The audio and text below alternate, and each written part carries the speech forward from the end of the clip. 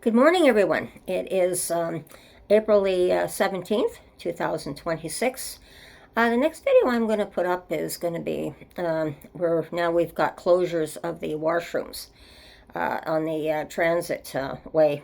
And it's a really good one because it shows what's happening with the needles, with the homeless. They get into our public washrooms and they put needles in the toilets, needles in the toilet tanks.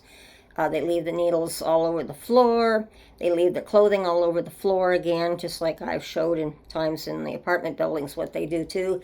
They just seem to think that it's their own private little world and they can do whatever they want.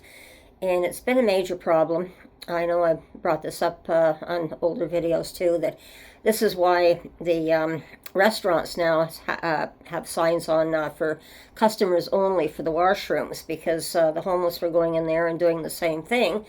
And so it's become a major problem right across the city as well. And in the malls, that's another one that was mentioned too. And this I also see even going into the Rideau Mall. But the Rideau Mall at least has cleaning staff that go in regularly to clean it. And as well as if something happens in the washroom or there's an incident, they also have security that can go into the washrooms and deal with issues as well, which the transit doesn't have that right now to deal with that sort of thing. And then the other big concern is now that the big plans, and it's $1 million that are going to be spent on upgrading the Bywood Market here. And they want to put public washrooms in there as well for people, which if you're going to have crowds of people, you're going to need washrooms. And if the homeless are going in and putting needles in, which is dangerous things to people, or children that are going to use a public washroom, for an example, you don't want them to get stuck with the needle either.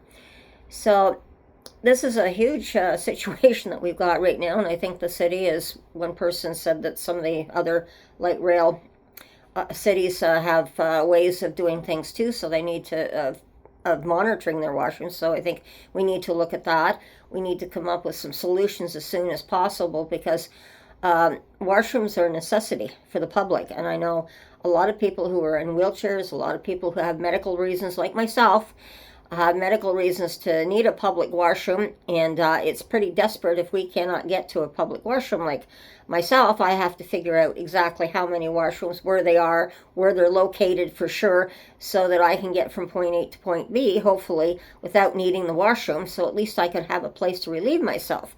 And I mean, that's a basic necessity. Everyone needs a washroom. You know, Mother Nature calls.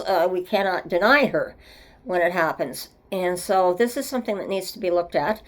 I just want to bring people aware of this right now. That across the city, some of the washrooms have been closed down due to this. So we need to put our heads together as soon as possible and resolve this issue. So I'm going to leave it there, everyone, today. So be safe, watch your surroundings, take care, and we'll talk to you again soon. And bye-bye.